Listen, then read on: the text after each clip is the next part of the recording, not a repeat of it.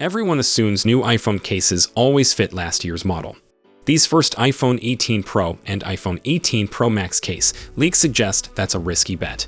The cutouts look familiar, but tiny changes in thickness and the camera bump could make iPhone 17 Pro owners waste money fast. The first thing to notice in the leaked clear shells is the layout. The top half is dominated by that oversized camera plateau cutout, and the lower portion keeps the MagSafe ring alignment you'd expect. At a glance, it screams continuity. If you're skimming photos online, you probably think, same design, same accessories. But case compatibility lives and dies on millimeters, not vibes. These third-party accessories are reportedly for the 6.3-inch iPhone 18 Pro and the 6.9-inch iPhone 18 Pro Max. Those sizes line up with the current generation's screen dimensions, which is why the leak feels believable. Accessory makers usually don't gamble on dimensions unless they're confident they're close, because molding tooling is expensive. So when physical cases show up this early, it's a signal that the exterior shape isn't being reinvented. Now, here's the key detail. The cutout for the camera island looks massive, and it looks familiar, but the depth is the question.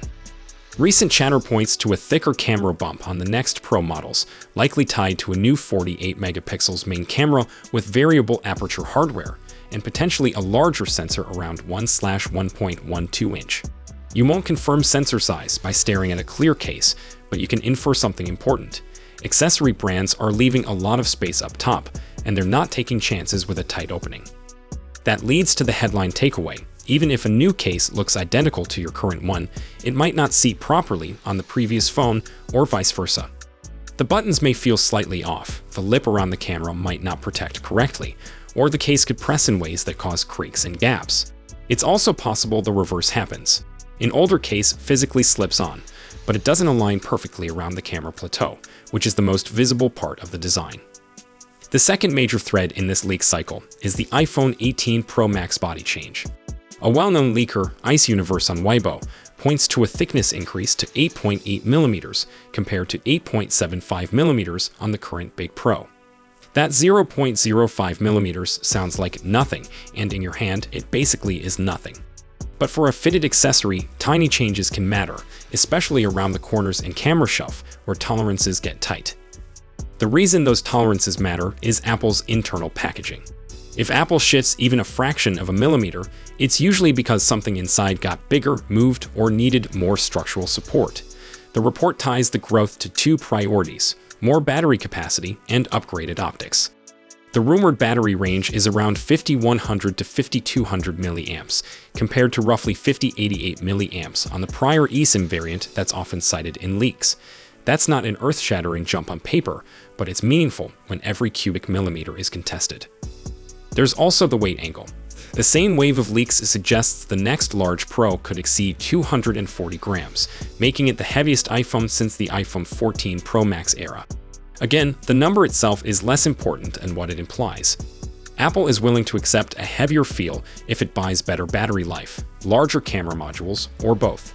That's a clear design philosophy choice, and it fits with the way the camera system has become the centerpiece of the Pro identity. So, if you're an iPhone 17 Pro owner hoping to reuse cases, here's the practical advice. Don't pre-buy based on photos. Wait for fit confirmation from reputable case brands that test on real units or validated dummies. The leak specifically hints at the classic trap. The outline looks the same, but the camera bump is thicker, and that's enough to break compatibility even when the rest of the phone is nearly unchanged. Let's talk about what those cases suggest beyond fit. The continued use of the huge camera shelf implies Apple is sticking with the same visual language.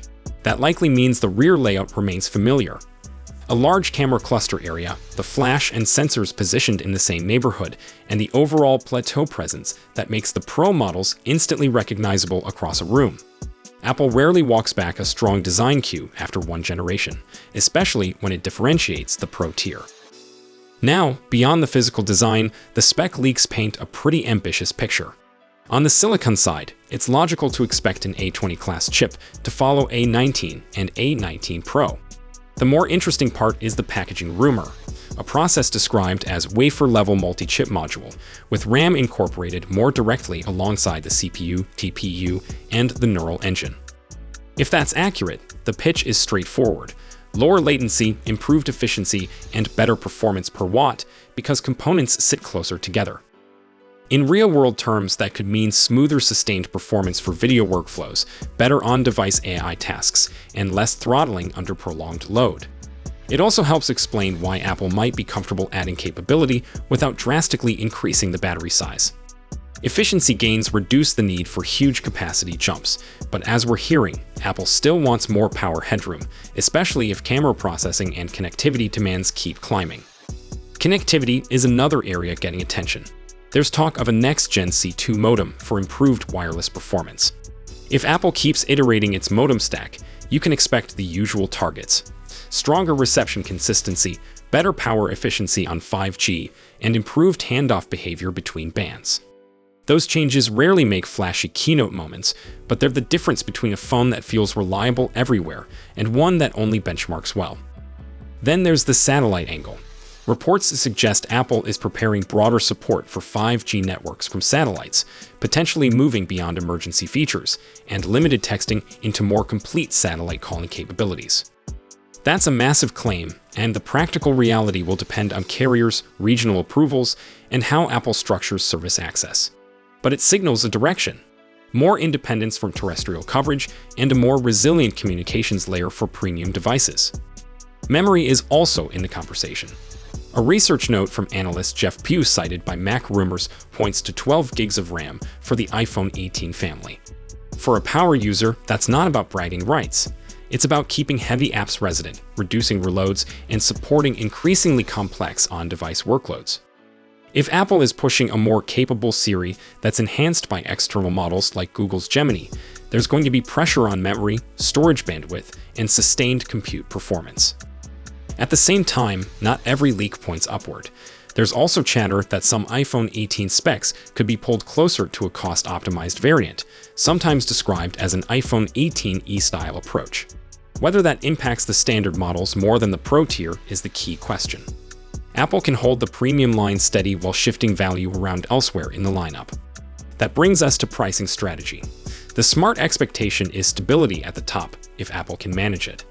Component costs fluctuate and memory pricing is always a wild card, but Apple has the leverage to smooth out shocks better than most companies. One plausible outcome is the premium Pro models remain price protected, while adjustments happen lower in the range, similar to how competitors sometimes shield the best-selling flagship and move the entry points upward. Release timing could also reshape buying decisions. Multiple reports, including Bloomberg, suggest a split schedule: the more expensive iPhone 18 Pro, the iPhone 18 Pro Max, and a new foldable arriving in fall 2026, with the standard iPhone 18 and a more affordable variant potentially landing in early 2027.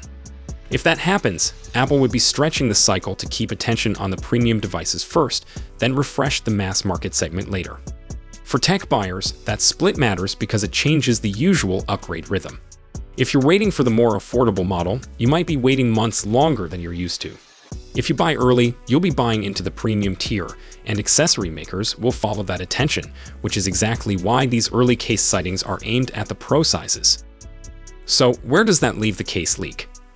As a practical early indicator, it tells us Apple is likely keeping the overall body silhouette consistent while evolving the camera hardware and internal layout. That's the sweet spot for Apple. Maintain recognizable design, keep manufacturing stable, and focus upgrades where the Pro audience cares most, which is imaging, performance, and connectivity. But it also means accessory confusion is coming. The iPhone 18 Pro case might look like the iPhone 17 Pro case. It might even feel close in the hand. Yet the camera bump thickness, tiny body changes, and button alignment could be different enough to break cross-generation fit. If you care about proper protection, you can't treat looks the same as fits the same.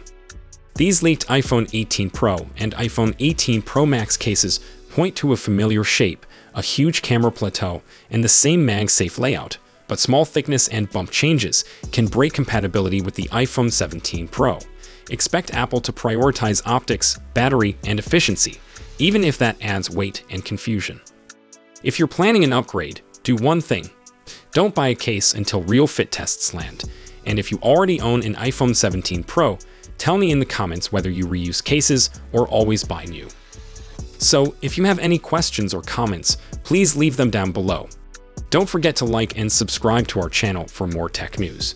Thank you for watching, and I will see you in the next video. Goodbye.